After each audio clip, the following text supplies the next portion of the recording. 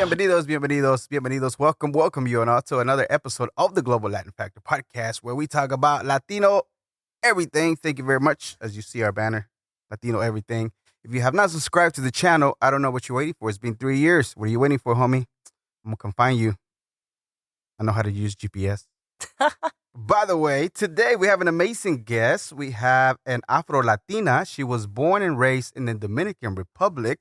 She's a model, board member at That's Their Dream, rock climber, labor consultant, and much, much more. She grew up in Minneapolis, Minnesota during her preteen years. What a change from the Dominican Republic. We have Azlin Almanzar, a.k.a. Al, better known on IG. Al probably knows. Hola, ¿cómo estás? Hey, mi gente. Thank you very much for visiting us today. I met you a while, not that long ago either, and I thought you were super cool. And thank you very much for coming, sharing a little bit of your story. All right, but first we're going to start with a segment that I like to call Preguntas al Chile. Preguntas al Chile. Let's go. ¿Estás lista? Lista. Tacos Ready. o tortas? Tacos. Corn tortilla or flour tortilla? Flour tortilla. So, gorditas or pupusas? Pupusas. Yeah. My gorditas are letting me down. A lot of people are choosing pupusas, which is good. They're really yummy. Mexican coca or jarrito? Jarrito. Jarritos, ¿qué sabor? What flavor? Tamarindo. Tamarindo? Forever. Forever, for life. Okay. Oh, you're going to like this one. Bandera Dominicana or mofongo? Ooh, I'm going to go bandera because mofongo originated in Puerto Rico. Ah. Bandera is ours. Yeah? It's ours. It's in the flag. It's in everything we do. So, but mofongo is so good. Describe us the dish de la bandera dominicana. La bandera dominicana, arroz, Uh-huh. habichuela, carne. So you have your rice, your red beans, and your meat. And normally we try to arrange it so that kind of matches the same way that our flag looks. It's cool. so good. We eat it almost every day. That's pretty cool. I like that. I didn't know about, we know the obvious que la bandera, right? But now it makes sense that why they call it la bandera. That's pretty cool. Okay, la siguiente. Sancocho or mangú con los tres golpes? Why you gotta do this to me? Mangú. Mangú? Con los tres golpes. Okay, tell us about mangú. What is that one like? Mangú is mashed plantains, Uh-huh. and you can take either the ripe ones, which makes them sweeter, or the green ones that are still like maduro. Claro. Not maduro, sorry, that are still verdes, and those are a bit more on the savory side. And then you take salami ndueca, which is the best one, nice and thick cut. You fry that, and then you take some cebolla con vinagre, cebolla roja. You put it on top, and then you also have queso de freír, which holds its shape. You can pan fry it, and you have all of that together, and you have mangú con los tres golpes. It's mangú, queso, salami. Esos son los tres golpes. Mm-hmm. Wow. Oh, and it will knock you out. Like That is heavy. put you in a food coma? Oh, 100%. Oh, yeah, 100%. It's so good, though. That's cool. I like, I had one of the dishes, and I think it was the one, it was made out of plantain when I went to the Dominican. It had filling inside. But the plantain was really good. I never had it like that, shaped like it looked like a cup.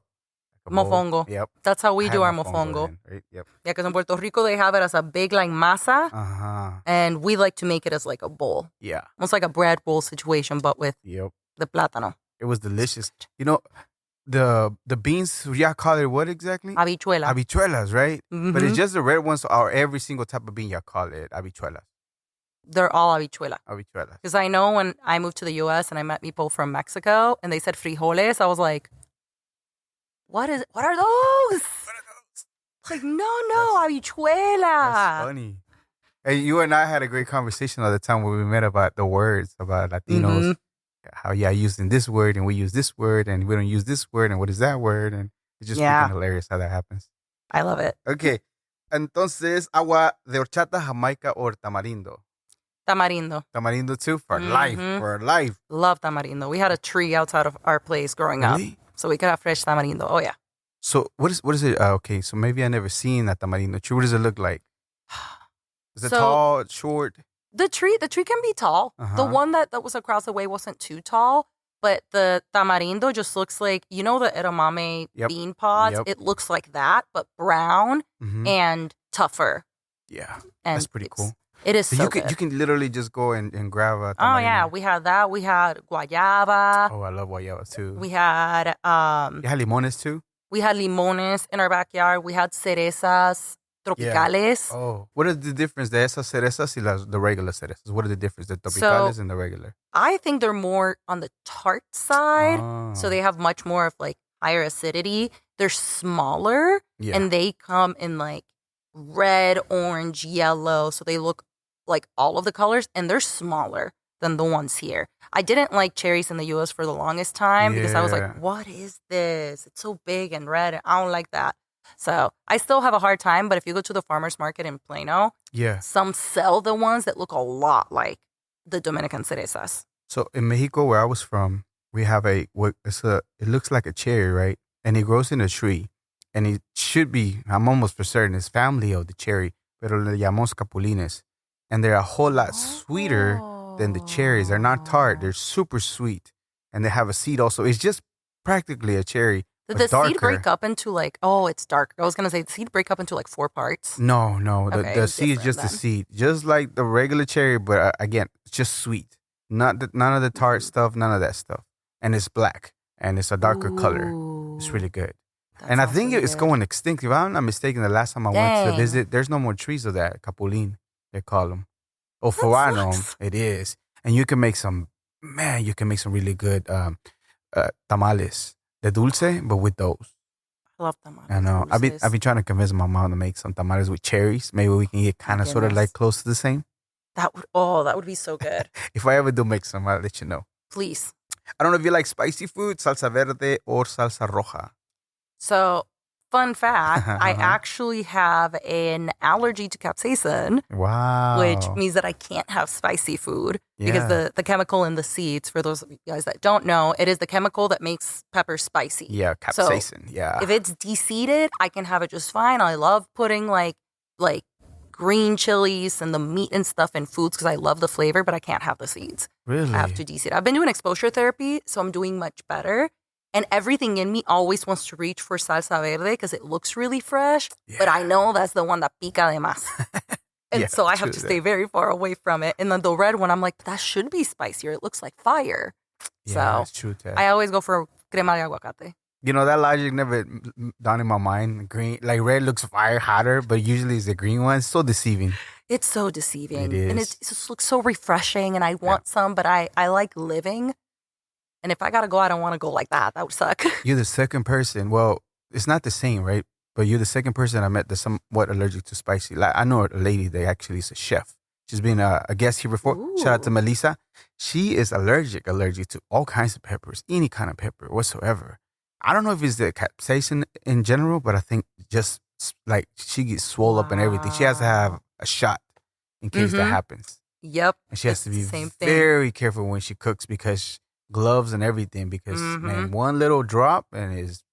Yep. I have to be careful when I cook. I wear gloves. Yeah. I once tried on like lip plumping lip glosses and they have capsaicin in them. Are you serious? And I didn't know that. And I went to Sephora with my friends and you should have seen me. I like put it on. It was this nice, beautiful like gloss bomb on. And I was like, ooh, that looks cute. And I like took it off so I could try look really plump. And I was like, oh man, it's really tingly. And my friend's like, yeah, that's what it does. And 20 minutes go by and I was like, my face hurts. And my friends like, si me hubieran visto like bamboo, we say in Dominican Republic. I look like huge. A bamboo's behind? Like, yep. Real pink and big? It was huge. And my friends were like, are you okay? And I was like, what's happening? And then one of my friends grabbed the box and read the ingredients. She was like, oh my goodness, there's capsaicin in this. Are you serious? It's so weird the things that they put in makeup. You know that? There's a lot of wheat that's on makeup and things like that. Yeah, if you're celiac, you have to be careful. Yep. But it's the struggle. My boyfriend loves spicy food. Yeah. Loves it. He has some of the spiciest, like, jarros, this stuff at home. Is he Mexican? No, he's as white as they come. Güerito. And he super güero, pero le encanta. Mientras más pique, mejor. Hey, shout out to the homie. He's part of that too. I love spicy stuff too. I wouldn't do like get along. the hot ones challenge. You know what I mean? Maybe for fun, but He I would just do it for fun. I like the tasty still, super hot, but still with a flavor on it. That's what I like. I don't know what he has some addiction. He's told me possible. about he has hot sauce made with some of the hottest, like the Carolina Reaper. Oh yeah. Oh, that's crazy. That's his kind of. Yeah. And I I'm know. like, how'd you end up with a Latina that doesn't eat spicy food? It happens. Hey, shout out to homie. Nope, nah, not for me. I like the taste, the spicy, fiery, little bit uncomfortable, but man, it's just tasty still. Exacto. It makes my mouth water right now. Okay, Hace hambre. conchitas. I don't know if you know what conchitas are. The pastry breads, the Mexican pastry breads. La de You- pan. Tienen the pink ones, the white ones, or the brown ones. Which ones do you like best? The pink ones. The pink ones? Nice. Mhm. Okay, ahora, this one's way far off. Nothing even close to the other questions. A conspiracy theory that you heard one time that you said, oh, that has to be true. Or like, oh, that's most likely true. What could that be? Ooh. Anything that you heard before? Okay. Trying to remember this accurately, so I'm probably going to butcher it. Yeah. But someone once went on a rant about mermaids to me and said mermaids exist and the government hid one. I don't remember the explanation, Yeah. but at the end of the day, the ocean is so big that, you know what, there's probably a couple homies down there. Right. For all I know, I was like, oh my goodness. You know what? You might be right. The government might have a mermaid hidden somewhere, and there might be humanoid type fish out there.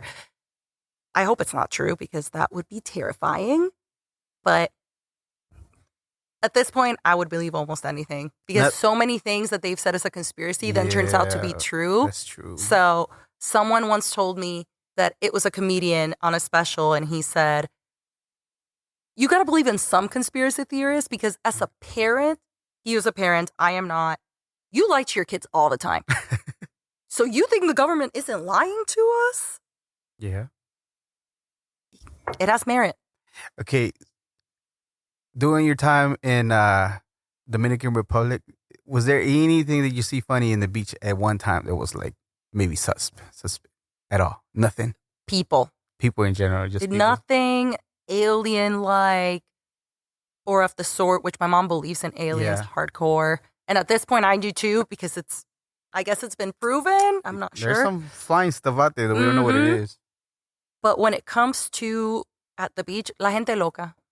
Yeah. Tan lo loco. What's the craziest thing you've seen at the beach? A naked man was like yelling out over the cliffs at something. And I don't remember what he was yelling, but us kids were just, we assumed he was crazy and we just let him be. That's crazy. Okay, I got a conspiracy for you. I don't know if you ever heard it before from the Dominican Republic.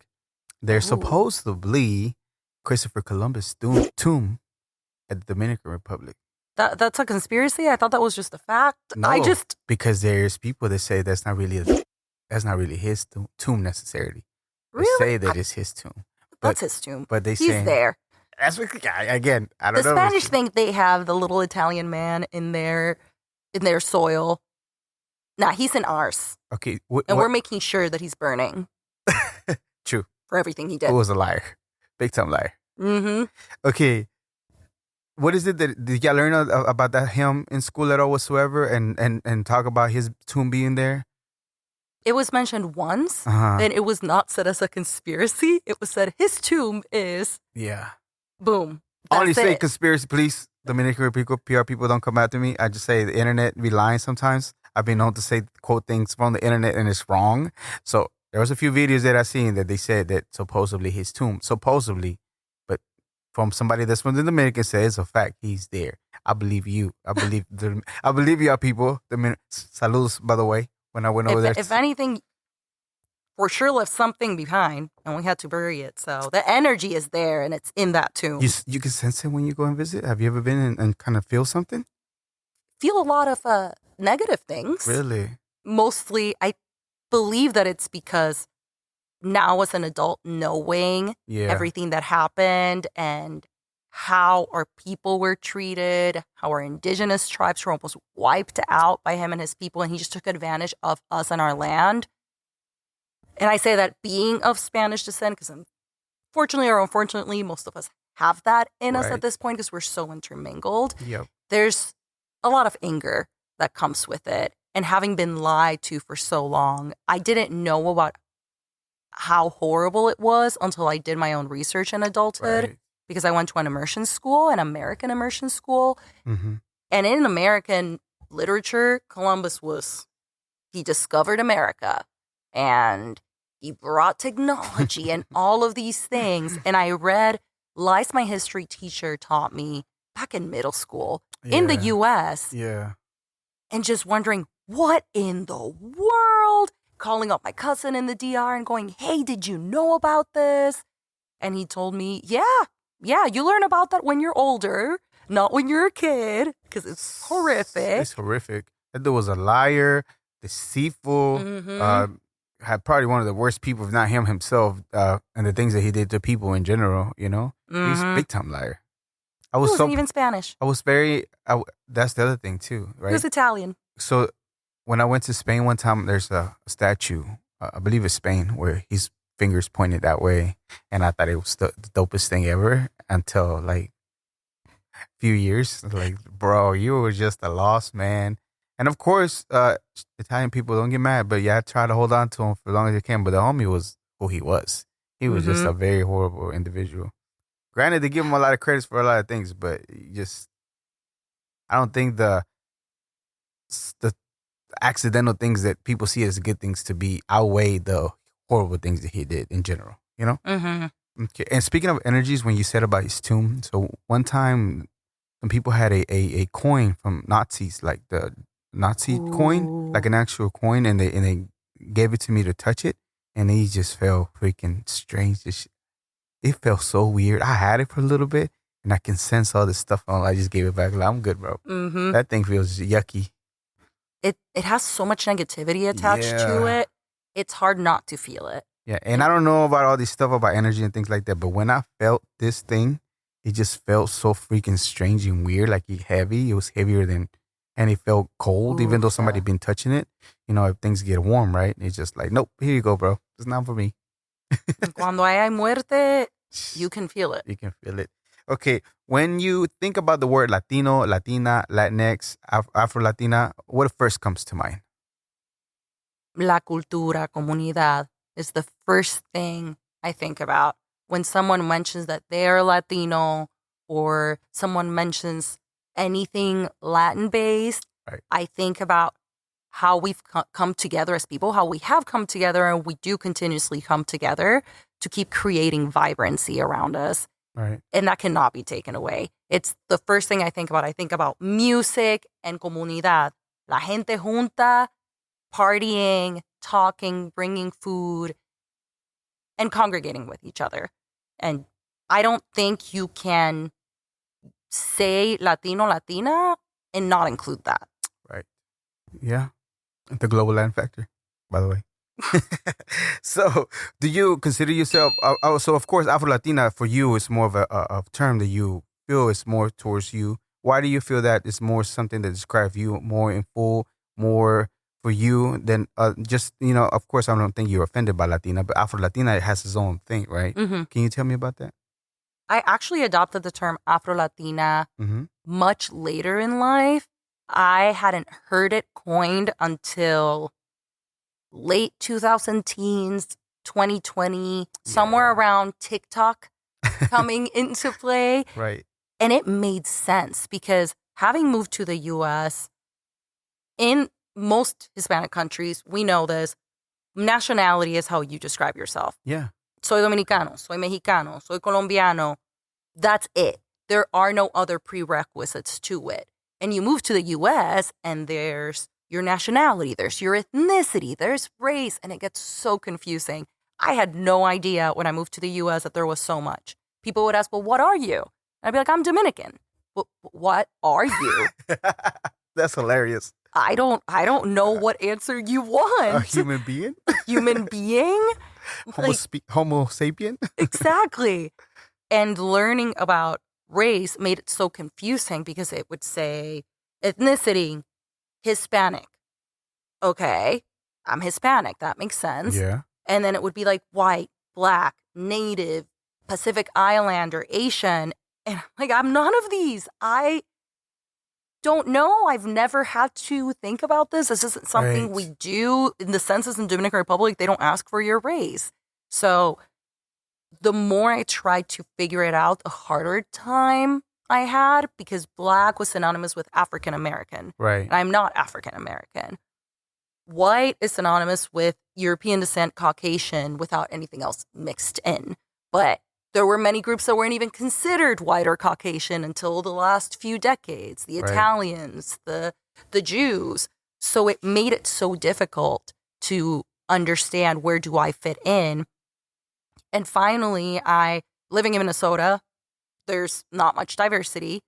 And y'all can say there is, but there isn't. The Twin Cities has a lot of stuff. She was born there, so she would know. I mean, she was raised there, so she would know. I lived in the inner city, and even then, a lot of my friends are, so I'm still friends with them, white, and they're not going to explain that to me. They don't know it. Right. So moving to Arizona, a lot of my friends then were Latino.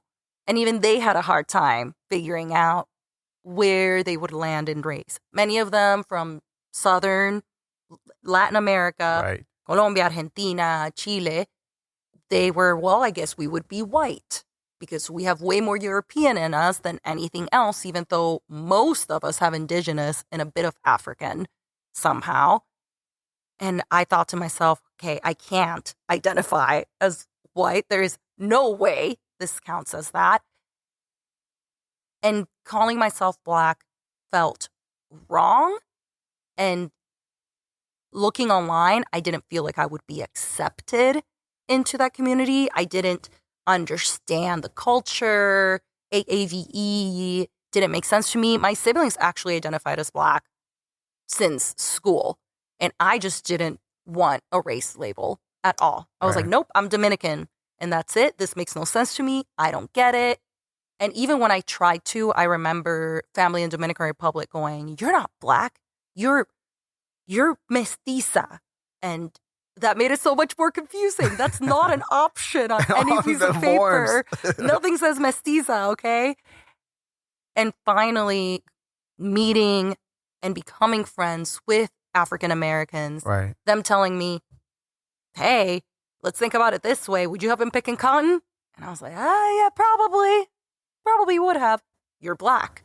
But that still didn't feel right. It felt like I was leaving part of me behind. Yeah. Online, finally, there has been a huge push to recognize Afro-Latinas. There is a lot of erasure in Latin American media of women of color and people of color in general. You'll see more men of color because of baseball. Pelota is life. But you don't see it a lot with women of color from the Dominican Republic, Mexico, Honduras, Panama, even though we're everywhere. And people started coining the term Afro-Latina. I bet it's been around for forever. I wasn't aware of it until I saw someone else coin it, and it clicked. It felt like home for you. It felt like that's it for me. You know, you said something very interesting. And so you don't want to identify as Black, and that's because you got anything against being Black, but it's just not who you are from where you came from when you were born, right? At the same time, it's like there's no other option, but at the same time, it's like, what is my options? Like, you know? And so what do you used to select back in the days, like just forcefully, you know, to kind of sort of put something down? I left it blank. Nobody ever said anything to you? Nope, they didn't. I was hoping that they would put mixed at some point because it felt, I would sit there and I would say, well, I have European, I have African, and I have Native. Sometimes I would check all of them, and sometimes I wouldn't check anything. You know the craziest thing that I don't know if there's any consequences for you marking anything in that form of whatever. You know what I mean?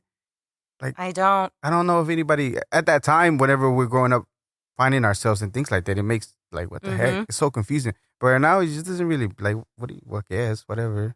Doesn't matter. It's for their own whatever research purposes, and I am glad they are starting to just move Hispanic Latino into the race area because we are so mixed. And I won't say that I don't identify as Black. I definitely do. I call myself a Black woman. I've embraced that. I look at that as one descriptor of many being part of Afro-Latina, because what I've come to learn and realize, and this is Right. how I understand it, is that race is subjective in the U.S. And many can say it's not, but if I'm walking around looking like this, Right. someone's going to think I'm Black. Right. They're not going to think I'm white. They're not going to think I'm Asian. And I'm going to end up being treated in that manner, which could be a good thing, could be a bad thing, depending on where in the U.S. it is. It doesn't matter how racially ambiguous I actually look, if I straighten my hair, anything like that. As my friends say, at the end of the day, if you were alive in the 1800s, would you have been picking cotton? Would you have been in the kitchen cleaning? Yes. Yeah. That's And crazy. I would have been labeled as Black. And I'm starting to understand that Black is not necessarily the same as African American. If you're African American, you're Black. But if you're Black, you don't necessarily need to be African American. And I could be corrected. You can correct me if I'm wrong. Everyone views it differently. But once I heard that from my friends who are African Americans, Right. I went, oh, okay, there's room for me here. Because it felt like it was hard to explain to people, hey, it's not that a ton of us are racist, because people from New York, this is well known. If you meet a Dominican from New York and you ask them if they're Black, they're going to go, no, I'm Dominican. Yep. And so many, because of that, in the Black community, there's an idea that Dominicans just hate Black people and they're racist. There is a lot of colorism in our culture, and that is throughout everywhere. But I don't know if all of it is just because of that, or if it's also because of a lack of understanding around race within the U.S. and cultural, because race is not a thing in our culture. Correct. So now that I understand, Black does not equal just African American. Black can equal many other things. Right. I feel like I can embrace that label, because before I felt like it meant African American, and I can't relate Because you're to that you're group. we're an American. You were not born in America and in that area, in Mhm. the South or North America. So Yeah, it's like I'm American from the continent, yeah. but African American is specifically part of the U.S. nationality category. And nationality is huge. And we have our patria. And I'm like, no, I'm Dominican. I'm not African American. I'm Dominican. I'm not Right. American. And so now that understanding Black encompasses more than just African American, it also can encompass Afro-Latinos, people that are mixed. And it's something that the mixed community has a very hard time with, the Yeah. identity behind claiming Blackness and feeling like there is a way to do it without shunning other parts of you. Yeah, and it wasn't like you were ashamed if we were Black or whatever. It's just because African American, it just wasn't you. That wasn't you. Like, because again, you were not born in the U.S., Mhm. so it's just not that. It Yeah. wasn't like I'm ashamed because of this, or I look at them this way, or things like that. It's just like I am Dominican because I was born in the Isla, and I'm mestizo if you want to, Taino descent, African descent. I'm just Mhm. like, it doesn't. All these papers don't add up to Yeah. what do you want me to say? It's not like I'm against it, I'm ashamed of it, or I'm like, I don't want to because I don't want to be aligned with this type of individuals, which that wasn't the case. But I like the way you Mhm. explained to it. That's Yeah. nice. There is a lot of colorism in our Yeah. culture, and unfortunately, the media has done a great job in portraying African Americans in a very bad light. And you probably experienced this as well. The idea of the African Americans being more prone to violence or ghetto, as people call it, or anything of the sort. And when I first moved to the US and I was in middle school, that's what I thought being Black was. Whatever negative stereotype the media had put out, the African American community, which they put out a lot of them, I thought that was it. Yeah. And living in the inner city and being in an inner city school, the small amount that I got to see was very closely tied to those stereotypes. So there was a point, it wasn't just a I don't get it. There was also a, well, I don't want to be that. That is not what I want. And I also, it was difficult trying to deconstruct and relearn that. And then as I relearned all of that, I still then went, but black doesn't make sense. I'm all these other things. Because at that point, I didn't understand the nuances behind it. But middle school, 100% prejudiced. It was bad. I was taught that African Americans were loud or that they were this. Like every negative stereotype you can think of was what I knew about. And I know that I have family in Dominican Republic. Some people still say mejorando la raza if you're with someone that's lighter skinned, which you've probably heard that before. But yeah, media made a really good job. Obviously, it's a horrible thing. I'm saying that they did what they had to do to make sure that there was a negative portrayal and association with African Americans. Yeah. Thankfully, a lot of unlearning, a lot of decolonizing the mind, as I like to call it. And I understand much more now about where the stereotypes come from, what the community's actually like, and the amount of similarities that we share. And also, going back to what we originally said, the label of and the identification of black encompassing more than just African American. Yeah. So I don't want to sit here and deny and erase or hide the prejudice and colorism that there is in our culture, because it's there. Yeah. It's getting better. Yeah. But it's definitely there. Yeah. And the news, like you said, they're quote unquote great job, but they just is the negative stuff that sells, right? They have to keep you there, scared for everything. Like they feel like the world is burning down, so that way you can, go shop, buy something to make yourself feel good. All that stuff is such a weird thing that they do, and it's true, and it is repetitive, right? It's over and over and over, and always, it never stops. And of course, if you listen to it too many times, you might start believing some of the things they start saying. Yeah, it's wild because I think back to being in the Dominican Republic. And skin color didn't affect how I thought about other people, how they were. There was colorism as in lighter skin is prettier, softer hair is nicer. We call really curly, kinky hair, people would call it pelo malo. Pelo malo. And they would tell me, pero tú tienes pelo bueno, that's good hair. So many things rooted in racism and colorism.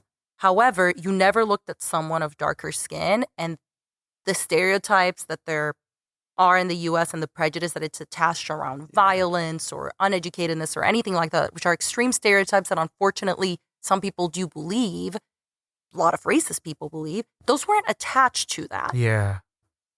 And it makes me realize that moving to the U.S., I had to learn that from somewhere. Yeah. And it was here. Because I never thought that. I have family members, I will show you pictures, and you have on one end the palest person you've ever seen. And on the other end, you go, wow, you better not turn off the lights. Like, they will disappear.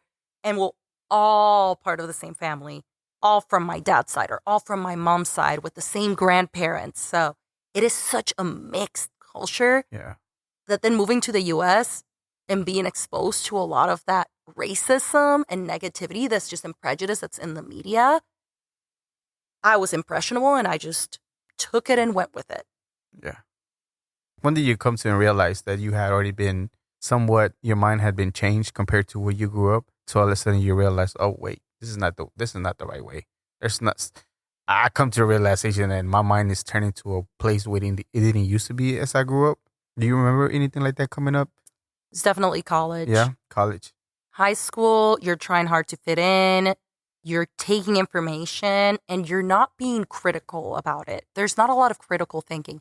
I commend a lot of Gen Z because I do see a lot of their generation in high school and college doing a lot more critical thinking than I did when I was that age and that a lot of my friends did, even though it was inner city and many, many of my friends were still very vocal about social justice. I knew that I had those prejudices. And I knew in my head that they didn't make sense, but I didn't sit to unpack them until college and beyond. Because back then I was dealing with my parents had been separating and we had just moved to a new country and I had to acclimate. And I was the first one that would be graduating and going to college in the U.S. Because even though my parents are college educated, their degrees are from Dominican Republic. And in the U.S., that was worth nothing. Unfortunately, which is so frustrating because they still did all of the same work. But in the U.S., it didn't matter. So I had all of these other things. And at the same time, I was deep in the church and I was struggling with that because what I was being told was one thing, but then I was going to school and thinking, wait, but you told me that this is a sin and that this is wrong and that this is whatever, but I'm supposed to love this person still and I can't seem to connect them. I was so much more focused on that than on unlearning those prejudices because I thought to myself, well, I'm not acting upon any of these. Right. So therefore, what's the point? Right. I can deal with that later. I'm having a much harder time with the LGBTQ plus community and trying to marry the idea of what I've been told in the church with what Jesus teaches, or trying to go back to Dominican Republic, being a good big sister because of what's happening with my parents. That went to the back burner. And in college, I had, at that point, started to leave the evangelical church and turn towards Catholicism and started to figure out a lot more of the racing thoughts in my mind with that part. So I started thinking about the prejudice a little bit more and challenging it whenever it presented itself and going, well, why did you have that thought? Yeah. Why were you nervous when you were at the stop sign? Because the two people that stood next to you, and it's two men, were black. Would you have been just as nervous if it was two white men? That's not okay. You're assuming. Assuming isn't nice. Assuming isn't right. And I started challenging that in college. And it was a very slow process. Didn't have a lot of opportunity to do it in Arizona because the diversity there is a lot more just Latinos than it is, especially Tucson. Tucson is small. I went to Tucson before. I was there for a little while. Tucson is beautiful. Yes, it is. I love Tucson. Yes, it is. So there aren't a lot of black people in Tucson, so I wasn't able to challenge that. I was able to challenge any prejudices I had against my own community, the Latino community, because there were still some. Brief interruption to let you know, I know that you are enjoying the episode. If you are, hit the subscribe button, give us a comment, give us a like. Thank you very much for being here. And now, back to the episode. A lot of unlearning that had to be done of whether or not they were going to be loud and throw loud parties or have too many kids or things like that, that I at some point learned or was told. Started unlearning those. Kept trying to unlearn everything else because of social media and TikTok and things of the sort. And I'm very grateful for social media because I don't think I would have done as much progress as I did if it wasn't for it. By the time I had to move to Texas, I remember my dad helped me, drove the U-Haul. I drove my car with my two cats screaming the whole time. Un bullicio, that's what they like to call it in Dominican Republic. Really? Very loud. And as we were bringing things into my apartment, I remember he told me, aquí hay mucho moreno. There's a lot of black people here. And I went, and? Because at that point, I had worked so hard to unlearn so many of those prejudices and that gut reaction of, oh my goodness, so many black people or something like that, that you might see from someone that grew up extremely sheltered and with really racist views. I had worked through them and I was able to go, and? And I saw my dad catch himself and go, I'm not used to it. And went back to unloading the U-Haul. And I've been able to push back against things that my family has said that is prejudiced, whether it's in Dominican Republic or here. It's so much work.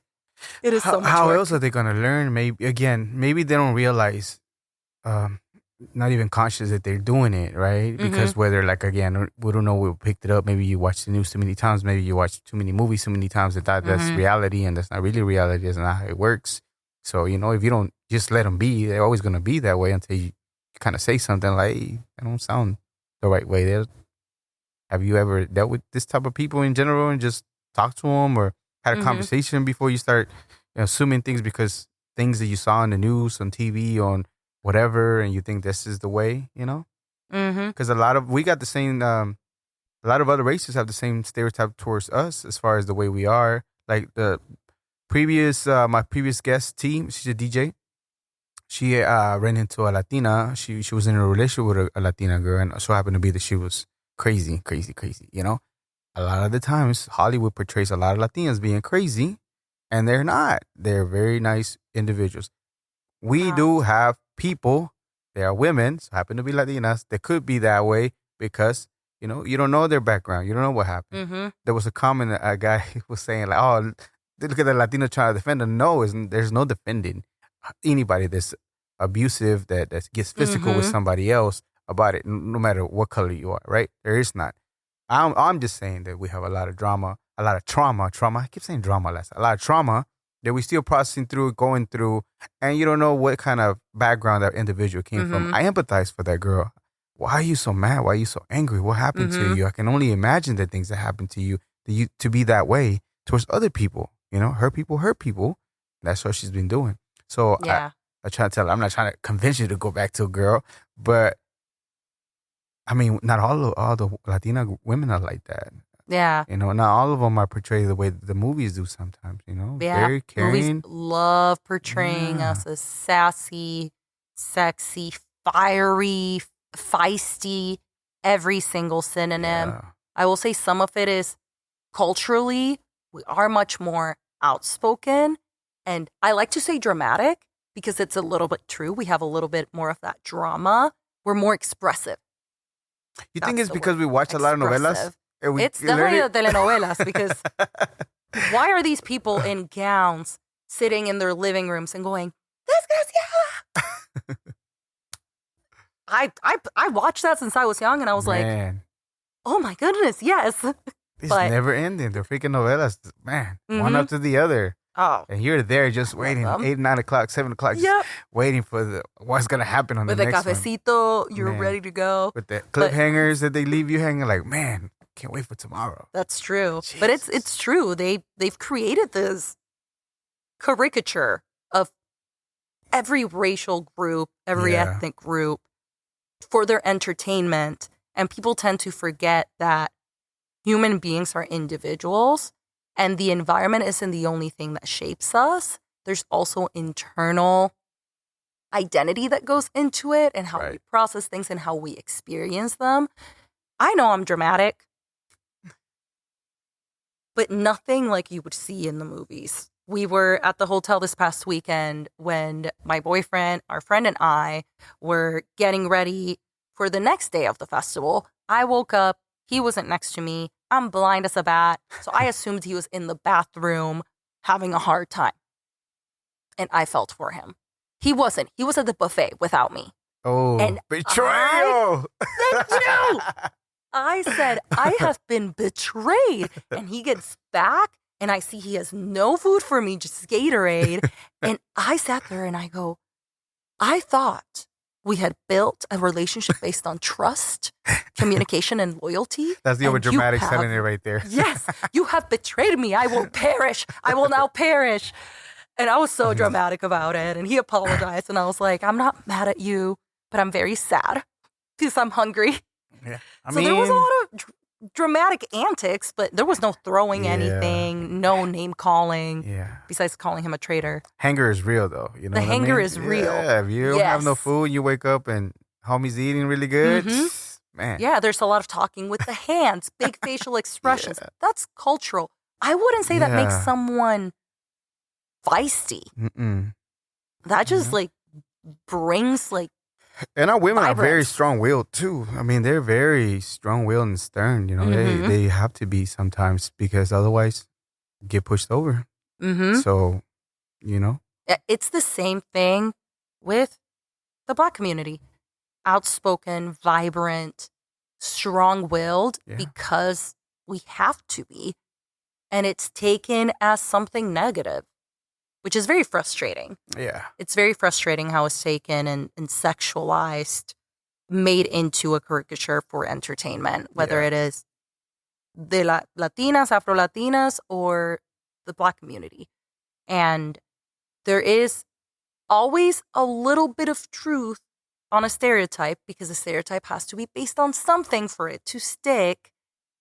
And you dig far enough and you understand why it is the way it is, why it was created. Yeah. Yes, Latinas, women of color, all women of color, very strong-willed because we have to be. Yep. We don't sit there and act shy and timid, which there are plenty of us that are. There are plenty of Latinas and Black women, African-American, you name it. Yeah. Indigenous that are very timid. They prefer to be more introverted, quiet. They don't make huge facial expressions. They're not loud. They don't use their hands. But this is part of the culture. And I think it drives back to having more matriarchal communities. Yes. Because in the community, the women are the ones that lead. They are the ones that make a lot of the decisions that affect the whole group. And if you're talking to a group of people, you don't talk like this. Yeah. And if you do, please go to speech classes. You're not going to be no heard. one wants to watch that. You won't be heard. Yeah. We add context to it with our bodies. Yeah. And I feel like it was passed down until the point where it's a given in our community. But it doesn't mean that we're all like Sofia Vergara in Modern Family. Sofia Vergara and that Four Brothers. Have you ever seen that movie? I have not. She came out a little wild and crazy. And, you know, of course, that's her character she was portraying a Latina in that. And I'm like, yeah, I'm not blaming her, you know. She was trying to make it in Hollywood. At that time, it was one of her earlier movies, if I'm not mistaken. And it was like, you know, people were very impressionable to where like, oh, they all must be like that. I'm like, no. It's just, okay, tell me about a stereotype that you dug into from Dominicans that you're like, oh, so this is where it comes from. Anything comes to mind? The first stereotype that I think about is baseball. Yeah. Everyone, this is what sucks. Everyone assumes that all Dominicans know a baseball player, someone famous. And I sit there and I want to go, no, we don't. And then I remember I went to school with Sammy Sosa's niece. You did. That's crazy. So it's unfortunately based on a lot of truth because it's a small island. It's a small island. It only makes sense, right? Yeah. And the area that I grew up in, San Pedro de Macorís, creates a lot of peloteros, a lot of baseball players. Right. So yeah, Sammy Sosa grew up in San Pedro de Macorís, went to school there. My dad and him went to school together. They weren't in the same grade at all. Still pretty so they're cool. not the same age. But we have a lot of peloteros. Alfonso Soriano has a home, or had, I don't know if it's still there, in San Pedro de Macorís. Right. I knew someone from my school that one of her best friends from the neighborhood, her cousin, was married to another pelotero. So it's, my sister for a while talked to a player of the Miami Dolphins. The Miami baseball team. The Dolphins are the football team. The Dolphins is the football team? Yes. Mariners. Eso. Yeah, the fish. Pescadito. El pescado. You can put the logo on it. Carlos put the logo of the... And people will look at me and say, you must love baseball, you're Dominican. Love is a strong word. Ladies and gentlemen, she just confused the football team with the baseball team.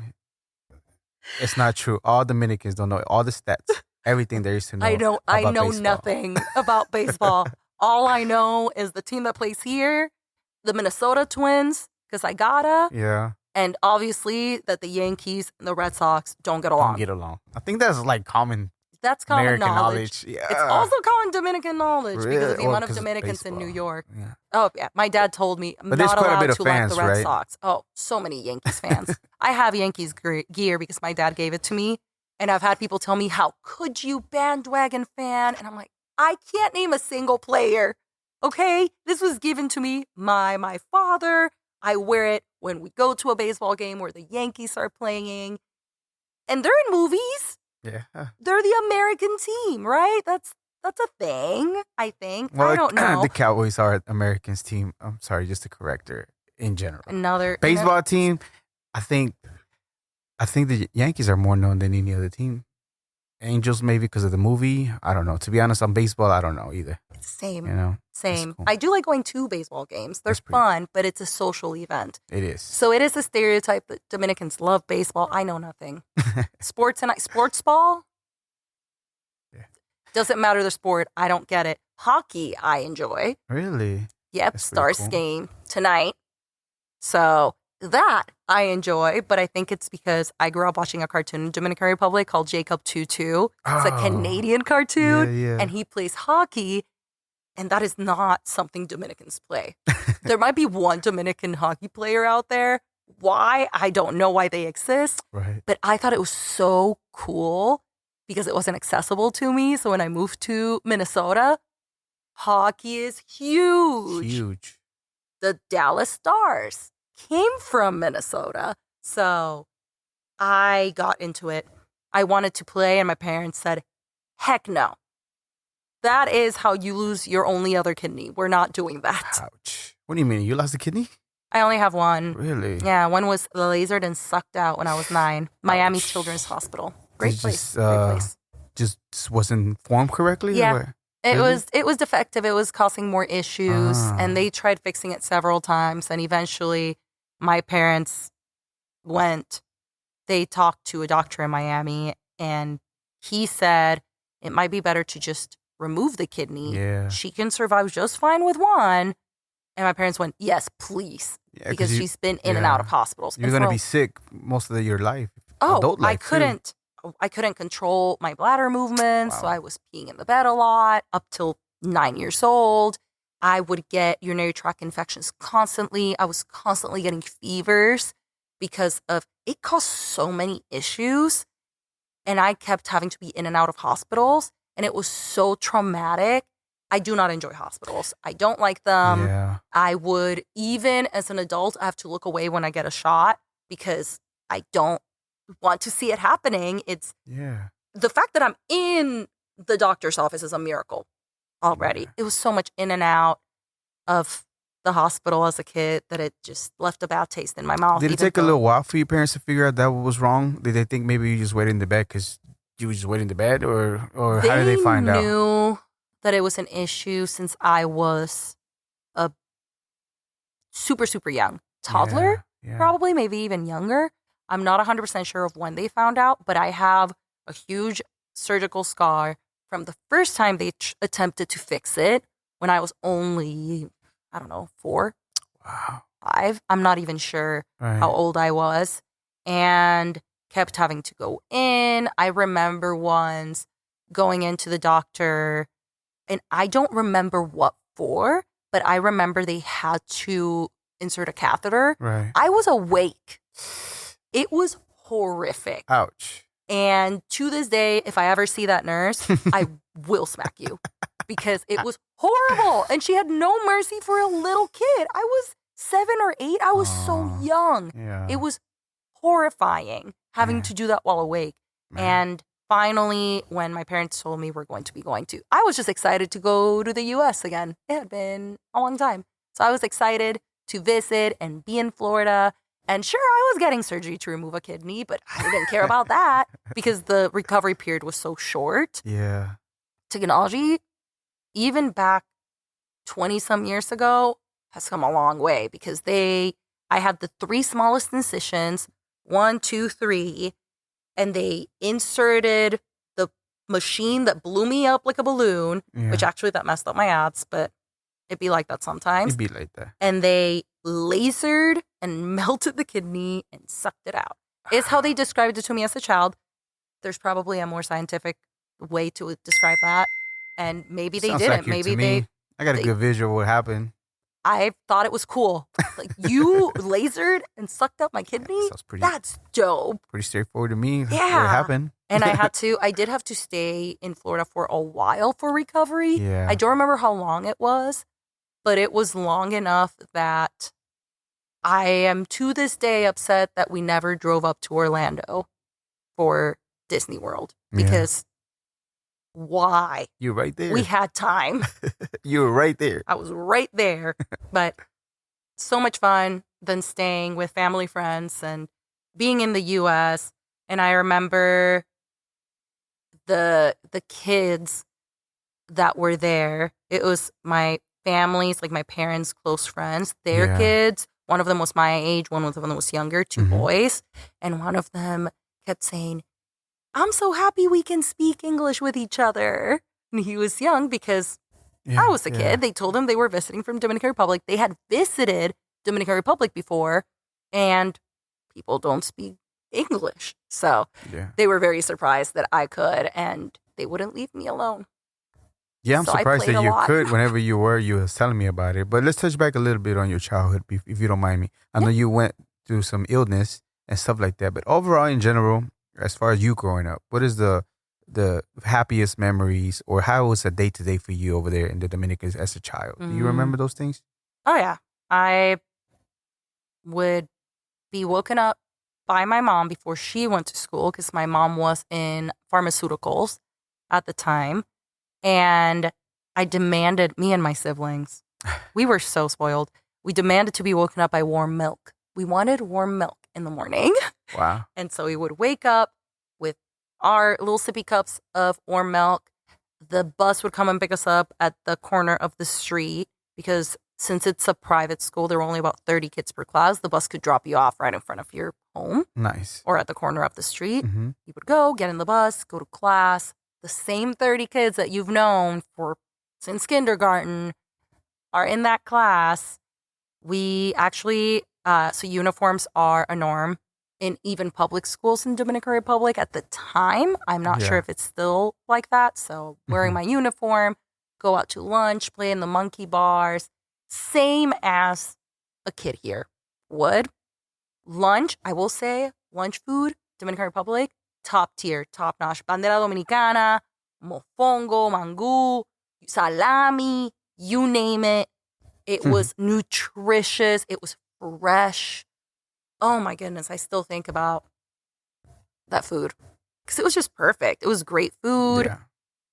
We would run back to class. We would try to avoid some of the lagartijas that would live in the trees. So there are these tiny little geckos. Yeah. And for some odd reason, they like to jump on people. And I didn't want that to happen to me. Did it ever I happen? really- Close to? Never? One did fall and hit my face and fell. And I was like, Ooh. saltacocotes. We call them saltacocotes. Saltacocotes. Cocote is the neck. Because if they fell on you and they bit down, you could not get them to let go without placing fire under their tail or something to get them to let go. So we if call you them find some of saltacocotes. those, Carlos, put that little scene on it with this in your neck and the lizard on your neck. That was crazy. Now as an adult, I probably wouldn't care. They're so small. Yeah. But it was that. We did from time to time encounter tarantulas in class, but I feel like it is no different of an experience than I would have had in Florida. Yeah.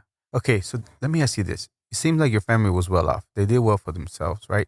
But when I went to the Dominican Republic, I went out and about in different places. Some of them looked like there were less money in that area. Mm-hmm. Do you had any family that maybe was not the same as y'all were, maybe not well off? I mean, your parents seem like they made good decisions. There's a reason why they had some money, you know? So can you tell me about those? I had family living in the slums, basically. Yeah. Straight up slums. Because my dad and his siblings worked their way up to have decent money, be middle class, they helped a lot with rebuilding the home, things like that. But my late grandma's home, zinc, a tin roof kind of thing. Wow. No air conditioning. It was dirt roads everywhere until it finally got paved. But by that point, I think I had left the country. It was blackouts happen everywhere in the country, but we had enough money to have un ascensor or Like a generator? a generator. Mm-hmm. I don't think ascensor is even the right word in Spanish. We had For a generator or for what? yeah. We had one of the ones that could charge itself with the electricity. So Oh, it didn't have fancy. as much as you would with a full-blown generator. Yeah. My down the street, my great uncle and aunt lived down the street, and they had a full-blown generator. So whenever we had a blackout across the street, La we would use that extensión. more for the fans. La extensión. Okay, so when you're describing how you grew up and everything, school and everything, I don't hear the beach. You know, you're an island. You expect to be, or at least from my imagination, would be like I'll be always in the water. I lived by the drop-off. That's not really Ah. water you want to get into. It's also very dirty because the sewage went into the ocean. Oh, So you don't want to get in that water. That's nasty. Also sharks. yeah. all things that wouldn't be fun. We definitely had a lot of trips to the beach. We had, my dad had some family friends who had a vacation home in Sabana de la Mar, I believe it was called, and we would go there every year for a few weeks. I would bring my books from school, and we would stay in the vacation home. You could see the beach. We'd go to the beach constantly. But I feel like when you live next to an area, it loses its appeal. So we would go to the drop-off mostly to find macays, hermit crabs, by the rocks and see the fish in the rock formation and find jellyfish that were stranded. That's it. We weren't ones to be in the water constantly. There were kids that would farther down about a mile down, there was a beach. They would go surfing and things like that. My parents never let me do any of those things. Yeah. They were a little bit protective of you. Mm-hmm. Yeah. And I was a child and I'm the oldest. And when we moved, I was 12. My sister was 10. And my brother was 6, 7. Wow. There is no surfing. So maybe at my age now, I would spend more time at the beach. But it's crazy how we take things for granted when we're there until we are far away. Well, like, oh man, I had all that and I didn't take the opportunity to look at it. You know? Okay.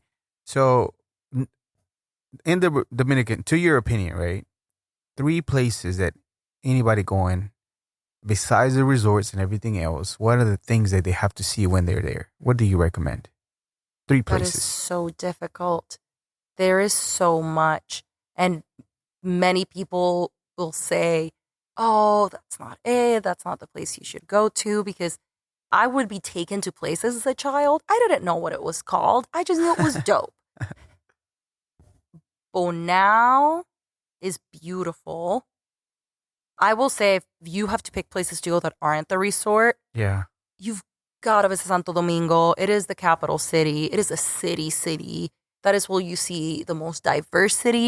Right. That's where you'll find all the different kinds of cuisine and fusions to them, whether you want Japanese Dominican fusion, Chinese Dominican fusion, cool. Peruvian Dominican fusion, Ethiopian Dominican fusion. You'll find all of that there. That's cool. Santo Domingo is the hub, and there are very, very sketchy areas where you will 100% be robbed, and there are areas that are so nice.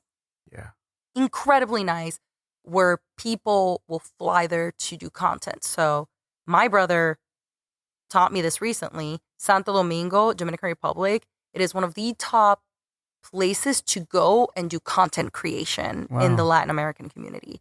So people are flying from South America, Central America, North America to the DR, if you're Latino, to make content for Instagram, for YouTube, for TikTok. Santo Domingo, you're going to see a lot of that. It's a great place for it because of that. Everything is Instagram worthy. They have all this decor and the quality matches. I feel like a lot of places here, they try to be Instagram worthy and everything else is mediocre. The decor is great. Like this right here looks Instagram, but everything else sucks. Great. You have a neon sign and some plants.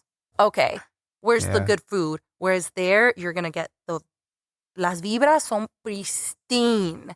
Prestige because the food, vibes. the music, the decor, the people, they want to make sure you feel at home. Santo Domingo, do it. 100%. Go there.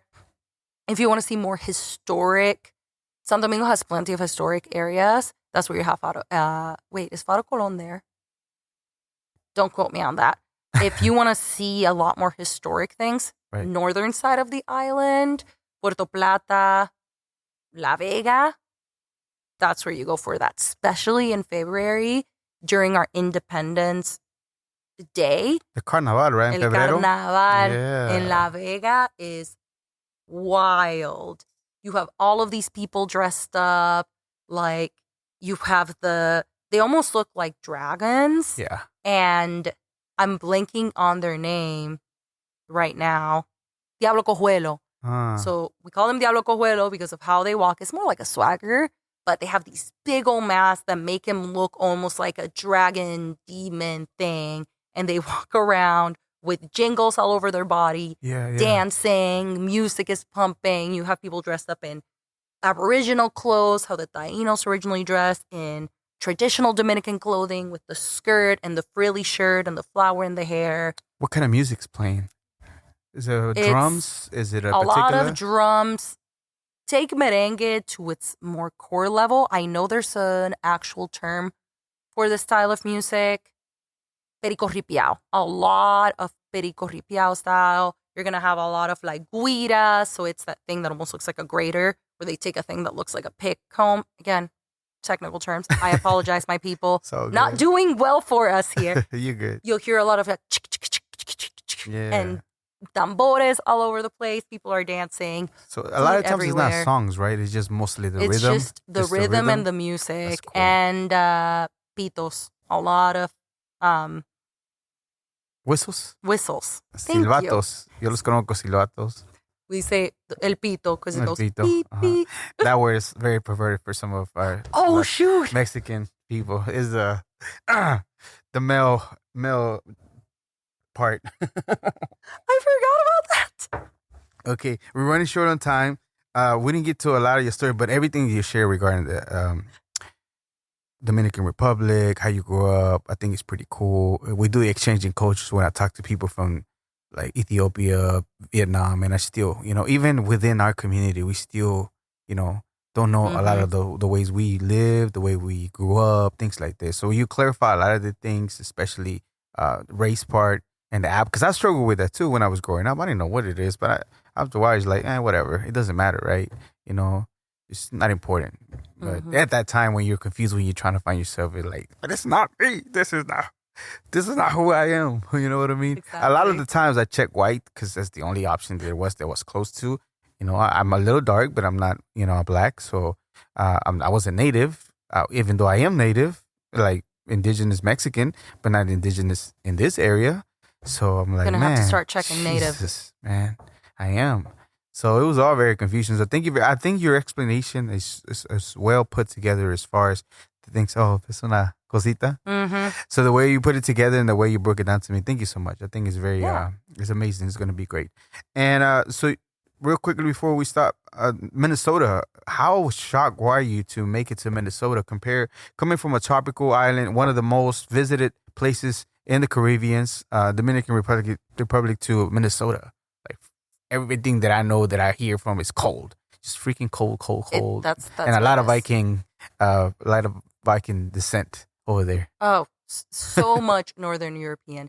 It is cold, and that was the first thing that I noticed because we moved in October. Don't do that. Don't do that to your Latino kids. Do not do it to your Caribbean kids. Man. If you're from like Sudamerica, Argentina, Chile, el sur, that's fine. Dominican from the equator, in October, it's 50-some degrees. I thought I was dying. At one point, it got cold enough at night where you see your breath. I thought it was my soul leaving my body. And I told my dad, Papi, ¿qué está pasando? ¿Por qué? And he's like, it's condensation. You never seen that before in your life? I've never seen Ever. that before in my life. I had never been in the cold. And I was that weird kid. Also, it was middle school. Don't do that to your kids. It was middle school. I was wearing a down jacket. Everyone was in shorts and T-shirts. This is what I'll tell you about the Minnesotan white people. The cold does not bother them. Elsa was from Minnesota, okay? Everyone can think she's Danish or whatever. She's Minnesotan. Yeah. Because they are Danish and Norwegian and Scandinavian and all of that. Yeah. The cold never bothers them. Yeah. Shorts, T-shirts, in the middle of, if it was negative 10 degrees out, they're bundled up. And as soon as it hit double digits again, T-shirts. 12 degrees, I don't T-shirts. Get those people. I don't get those They people. still do it. It was such a wild. I thought Minnesota was in New York. I was so confused. Yeah. And when you get to go off to college, you graduated with a degree, right? What school did you attend and what is your degree that you had when you were there? I went to the University of St. Thomas in St. Paul, Minnesota. Go Tommies. Okay. We actually are D1 now. That's what's up. I don't know how we got there because we're a private school, but we did it.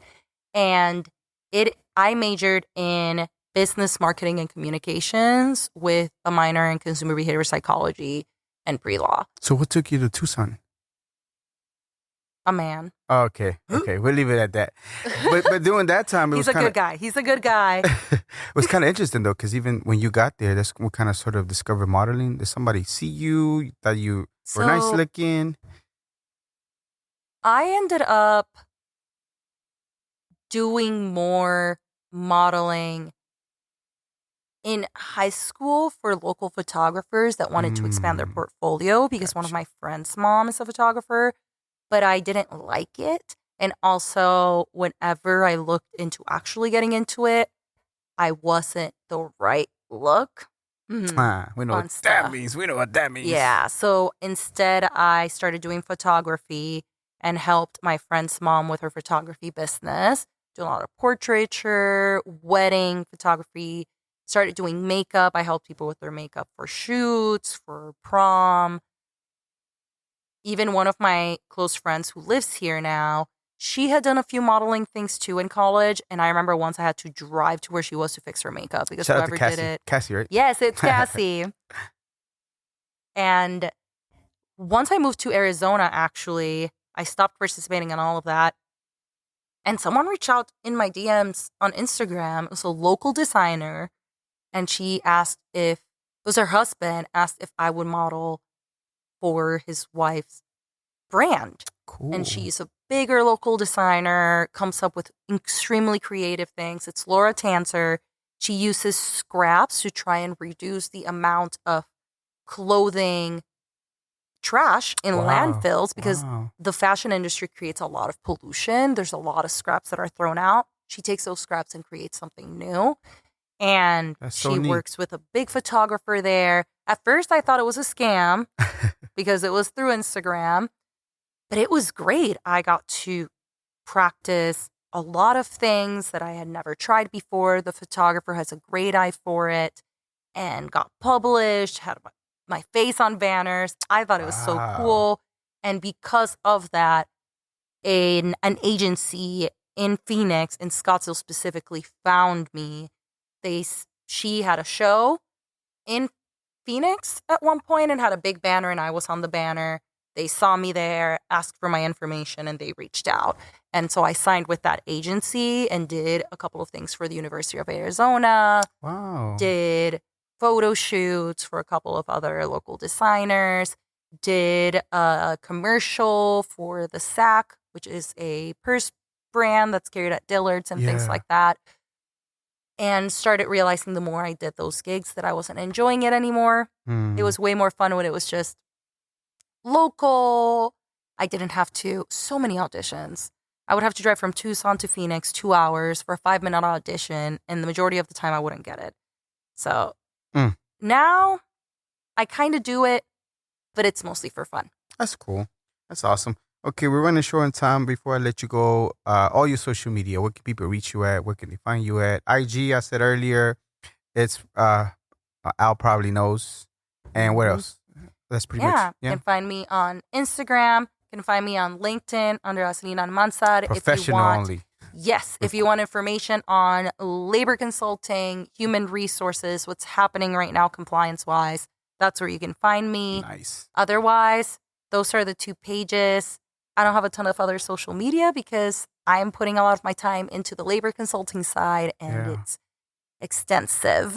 Yeah, maybe we'll have a second part about that. Shout out, saludos. Anybody want to give a saludo to? Shout outs. Yes. Saludos at my gorgeous friend, Stephanie. She is in Tucson, Arizona. Nice. She is a huge inspiration when it comes to me embracing my identidad latina. Nice. She also is part of a podcast there and does an incredible job with the Latino community. Love you. All of the girls down in Tucson. Also, Cassie mentioned you. She just moved here. Great model. You need her for your modeling needs. And obviously, my parents, they did such a good job and worked so hard to raise me and my siblings that... Your brothers and sisters, too, so I don't know. Yeah, my brother Jorge, and my sister, Janil, who is a bodybuilder. So we're an interesting family. I climb, she bodybuilds, and my brother goes to the gym a lot. Awesome. Maybe one of these days we can connect with your friend. I don't know where she at on that, but I would love to. She's doing Latino content. We'll do Latino content, so maybe we'll come up with something. Oh, 100%. I Okay. got you. Just Fanny Lou on Instagram. Okay, I'll follow her soon as we're done with this. What is an important lesson that you learned doing any of the things that you're done in life as far as career, jobs, that you would tell your younger self that will help somebody else out? What would that be? It's okay to change your mind about who you are and reinvent yourself every once in a while. No one else can dictate who you are but you. So if you're confused and you're not quite sure who you should be, how you should identify, it's okay if you stumble through it and you give yourself a label and change your mind in the future. I did it. I know I'll do it again. Don't be afraid to do it. It'll only help you love yourself more. Yeah. You know what the weird things that I used to think when I was younger, that I used to hear that I didn't think it was a big deal, but now it makes me realize is very scary. Like, I'm never going to change. I'm always going to be the same. And I caught myself many times saying the same way. And I think that's the scariest thing, to be able to have that type of mentality, because you're not open to growth. You're not open to great things, right? So it's a beautiful thing that you, even though it's scary to change, it's okay to do so every so often, because this is your book, is your story. How else is it going to be written? Nobody else is going to write it but yourself. So if you decide you don't like this character anymore, it's okay to become this character, you know? I wasn't a podcaster 3 years ago. All of a sudden, I'm here now and doing it. So, and before that, I was not a podcaster. Yeah. So, you know? Oh, I started on logistics and supply chain, and now I'm in labor consulting and modeling. That's awesome. And I'm climbing. And climbing, by the way, we didn't get to touch up on that, but I know there's beautiful pictures. I know we can probably stock your IG to see some of the pictures that you have posted on it, because I think it's crazy. I think it's neat to do that. I never met anybody that climbs. Beautiful sport. Yeah. Beautiful sport. Another thing that I say usually when I wake up or somewhere throughout the day is like, I'm not immortal. I am mortal, and I will die one day. Not to scare me. I heard it from this guru guy. I really enjoy that term. That's, but I don't even know if it's a sentence, but that saying, just because it makes me realize it is life, right? It's reality. Not to scare me, but to make me just hurry up and do things, keep doing things, right? With that, I wish you a long, long, prosperous life. However, when everything's said and done, what do you want people to think and feel about your life? About my life? Yes. That is a good question, and no one has asked me that before. If in 50, 100 years, family, descendants, whatever it is, look back at my life, I want them to think, dang, she was afraid of nothing. She said what had to be said. She stood for the people around her and protected them. And she was unabashedly herself. That's what I'm hoping for. I'm not sitting here. I don't hope I can change the world. I just hope that I can affect the near circle around me, and that through me being my freest and best version of me, they can see that and do the same. And that's what I hope. People look back and go, she was true to herself. That's for sure. Yeah. Thank you so much. I appreciate you taking the time to visit me. I know we met not that long ago, but even as soon as I saw you start talking, I was like, man, she's so cool. You know, and then again, you never realize what kind of story you have, right? Until you start talking to somebody, maybe in this setting, maybe just in general or anywhere else, right? But if you don't ask questions, you don't, just conversate, you're never going to learn anything about nobody. So just, man, you shocked me in a lot of the things that you have done.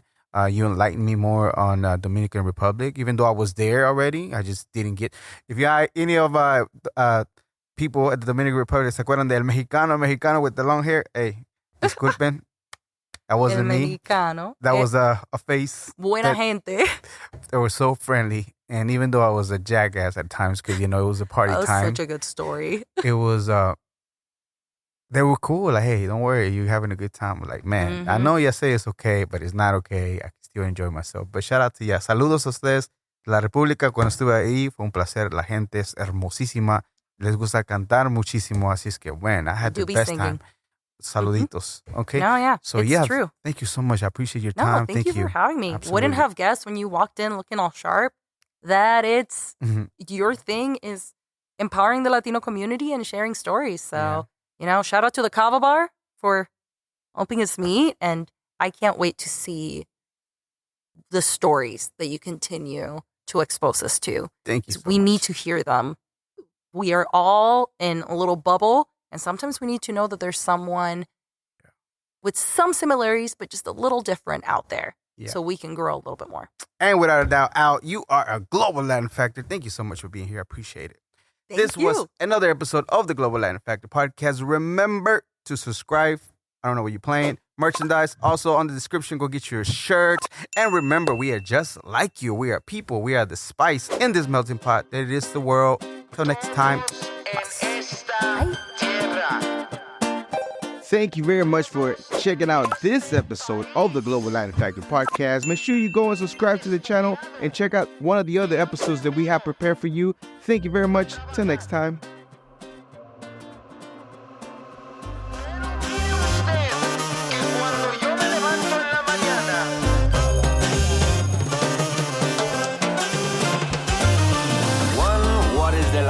Walks like a pedo, but in fact is a flamingo. Coming to Havana and reflecting.